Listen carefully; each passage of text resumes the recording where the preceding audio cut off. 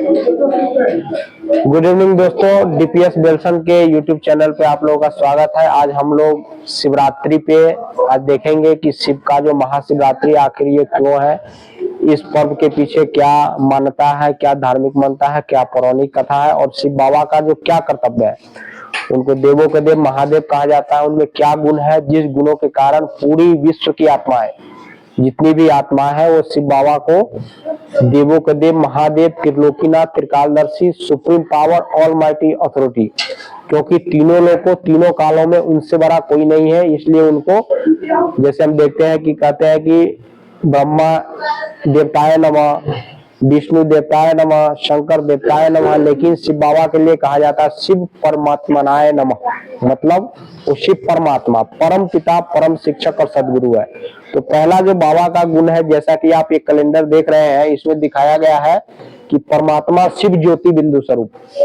बाबा का जो रूप है वो रूप में बिंदु और ज्ञान में सिंधु। सिंधु का मतलब होता है कि उनमें अथाह ज्ञान है, इसलिए उनको कहा जाता है गुणों के भंडार, पतित पावन। जितने भी मनुष्य आत्माएं हैं आजकल क्या है, सब पतित है। काम, क्रोध, लोभ, मोह, घृणा, नफरत, ज्वलन, द्वेष, ईर्ष्या, और उनको पावन, पावन मतलब श्रेष्ठ, श्रेष्ठाचारी, भ्रष्टाचारी से श्रेष्ठाचारी बनाने वाला एक भगवान है और इसलिए उनकी महिमा है।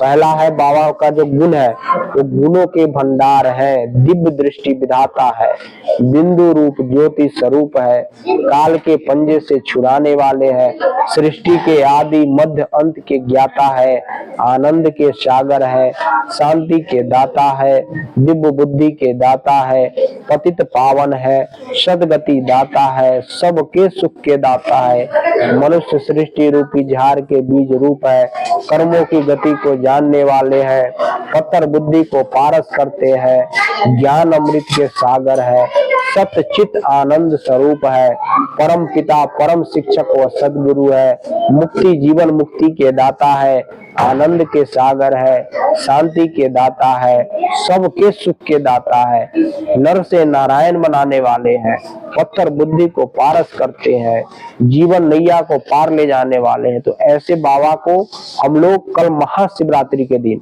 और इसको महाशिवरात्रि आखिर क्यों कहा जाता है, क्योंकि अभी जो है ना सारी सृष्टि पे अंधकार है। तो कहते हैं कि जैसे जब अंधकार में जब सूर्य का उदय होता है, जब प्रकाश होता है तो रोशनी आ जाती है। तो ये सृष्टि में जब कलयुग है, मतलब जो मनुष्य जो है बिल्कुल अज्ञान अंधेरे में है, इसलिए कहा जाता है ज्ञान सूर्य प्रगटा, अज्ञान अंधेर बिना। जब सूर्य प्रकट होता है तो जो मनुष्य का जो मन में जो अंधेरा है उसको कहीं कोई रास्ता दिखाई नहीं पड़ रहा है कि हम कैसे निकले। आज देख रहे हैं कि घर घर में कलह है, क्लेश है, अशांति है, मनुष्य आत्माएं कितनी दुखी है और उनको पुकारती है। मंदिर में जाते हैं तो कहते हैं हे बाबा, हे महादेव, हे देवों के देव, हे भोलानाथ, हे बाबा आप आओ, हे पतित पावन आओ, हम पतित आत्माओं को पावन बनाओ, हे मुक्ति जीवन मुक्ति के दाता हमको शांति दो, सुख दो, आनंद दो, हमारे घर में कलह क्लेश है। आज देख रहे हैं कितने विघ्न है, हर परिवार में हर दुखी है, तो उस दुखी को सुखी बनाने वाला आखिर कौन? तो एक सुप्रीम पावर जिनको हम लोग शिव बाबा कहते हैं वही है। तो वो जब इस कलयुग रूपी रात को आते हैं तो इसीलिए इसको शिवरात्रि के रूप में, और ये उन्हीं का यादगार है क्योंकि उनका रूप है ज्योति बिंदु स्वरूप। इसीलिए जितने भी बाबा का लिंग है उसको हम लोग सोमनाथ ज्योतिर्लिंग, बाबा बैद्यनाथ धाम ज्योतिर्लिंग, काशी विश्वनाथ ज्योतिर्लिंग, और ये जो 12 ज्योतिर्लिंग है इनको ज्योतिर्लिंग के रूप में हम लोग पूछते हैं। तो आजकल सारे विश्व की आत्माएं, चाहे केदारनाथ धाम हो, काशी विश्वनाथ हो, महाकालेश्वर महाकाल हो, सोमनाथ हो, पशुपतिनाथ हो, जितने भी है गरीब स्थान हो, जितने भी बाबा का है, भिन्न भिन्न नाम रूप से उनकी पूजा करते हैं। तो कल इस विशेष अवसर पे शिव बाबा को हम लोग बड़े प्यार से याद करें क्योंकि वो सुप्रीम पावर है, हमारा माता है, पिता है, गुरु है, शिक्षक है। हम लोग कहते हैं तुम ही हो माता पिता, तुम ही हो बंधु सखा, तुम ही हो साथी, तुम ही सहारे, कोई न अपना सिवा तुम्हारे। हमारा जितना भी कोई अति प्रिय से प्रिय होगा वो भी हमारा, जैसे ही आत्मा इस शरीर से निकलेगी वो ज्यादा हमारा साथ कहाँ तक देंगे? श्मशान तक। उसके बाद हमारी अकेले की यात्रा है। जो हमारा अति घनिष्ठ होगा, जो अति प्रिय होगा, जिसको हमने अपना सब कुछ दिया होगा, वो भी इस आत्मा को निकलने के बाद इस शरीर को साथ श्मशान तक देता है, लेकिन भगवान जो है कभी साथ नहीं छोड़ता है, वो सदा साथ है। लेकिन जरूरत है उनको हम मन से जितना याद करें, मन बुद्धि से परमात्मा की याद में रहे, उनको जितना याद करे तो उनकी जो शक्ति है, क्योंकि वो गुणों के भंडार है। तो जो गुण आप में चाहिए, चाहे वो शांति हो, सुख हो, प्रेम हो, आनंद हो, ज्ञान गुण शक्ति के भंडार है, और देने वाला एक भगवान है। हम जितने भी भक्ति में जिस रूपों में याद करते हैं, लेकिन फल देने वाला एक देवों के देव महादेव ही है, क्योंकि सुप्रीम पावर है।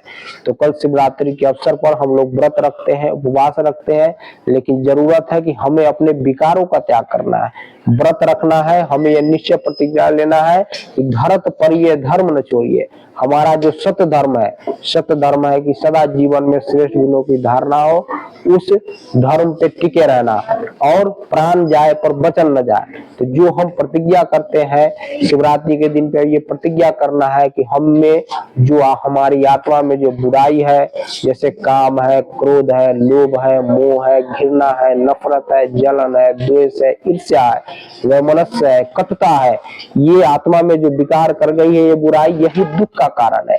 आज एक दूसरे के आपस में हम इतने दुश्मन बन गए हैं कि आपस में झगड़ा लड़ाई, घर घर में कलह कलेश है, तो उसको मिटाने वाला कौन है? ये स्वयं भगवान ही कर सकते हैं, क्योंकि उनका नाम ही है पतित पावन, सबके सदगति दाता, सबके सुख के दाता, सबके शांति के दाता। भगवान सबके माता पिता है, वो किसी के साथ पक्ष या विपक्ष में नहीं, वो सबके साथ एक समान है, क्योंकि जितने भी आत्मा है, आत्मा का पिता परमात्मा है, इसीलिए उनको परम आत्मा कहा जाता है। तो इस आत्मा शरीर में पाठ बजा रही है। तो शिवरात्रि कल है, महाशिवरात्रि के रूप में मनाते हैं। तो महाशिवरात्रि पे मैं आशा करता हूँ कि जितने भी भक्त जन है, भक्ति में तो पूजा करते ही है। बाबा का ये दो रास्ते, एक है भक्ति मार्ग, एक है ज्ञान मार्ग। तो ज्ञान से सदगति होगी। हमारी आत्मा में, बुद्धि में जितना ज्ञान हो, तो हमारी इससे बुद्धि स्वच्छ बनेगी, पवित्र बनेगी, और बुद्धि की लाइन जितनी क्लियर रहे हुई होगी, तो हम परमात्मा को सहज याद कर सकते हैं। नहीं तो हम याद करने जाएंगे, मन में कुछ और संकल्प आएंगे, मन भागेगा इधर। तो मन को जितना एकाग्र करें, वो कहाँ से आएगी? बाबा के ज्ञान से और मेडिटेशन से। मेडिटेशन में जो 8 शक्ति दिखाई गई है, विस्तार को संकेत करने की शक्ति, समाने की शक्ति, सहन करने की शक्ति, सामना करने की शक्ति, परखने की शक्ति, निर्णय करने की शक्ति, तो इन गुणों की जो नवरात्रि में 8 दिव्यों की पूजा होती है, वो 8 शक्ति की पूजा होती है, वो 8 शक्ति भी देने वाला यही है। तो कल बहुत प्यार से बाबा को हम लोग याद करें, और ये जो दिव्य गुणों की धारणा है, अपने में ये गुण लाए। और बाबा चाहते हैं कि अब जो कलयुगी जो है, धीरे धीरे क्या हुआ, कलयुग अब अंतिम चरण में, और इसके बाद जो नई स्वर्णिम दुनिया आने वाली है, जिसको सतयुग कहते हैं। तो उस सतयुग में बाबा जैसा चाहते हैं, हम अपने अंदर मनुष्य ऐसी करनी करे जो नर से नारायण बने, और नारी ऐसी करनी करे जो नारी से लक्ष्मी बने।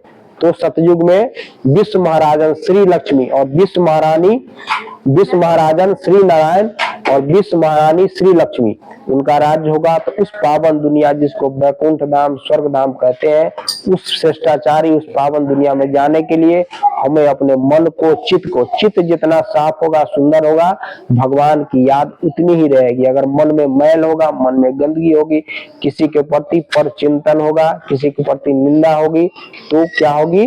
भगवान की याद रह नहीं सकती। जैसे मंदिर को भी हम कितना स्वच्छ रखते हैं, तो हमारा ये शरीर है, क्या है? एक शरीर एक मंदिर है, और इसमें बैठी हुई चैतन्य आत्मा उस परमात्मा की संतान है। तो हम अपने मन को, बुद्धि को स्वच्छ रखें, पवित्र रखें, और इस शिवरात्रि को बड़े धूमधाम से मनाएं, और अपने आप में संकल्प ले कि हम में जो बुराई है, उस विकारों का दान देना है। विकारों का दान देंगे तो कहते दे दान तो छूटे ग्रहण। तो भगवान हमसे विकार मांग रहे हैं, उसके बदले में हमारे वो कितना देते हैं?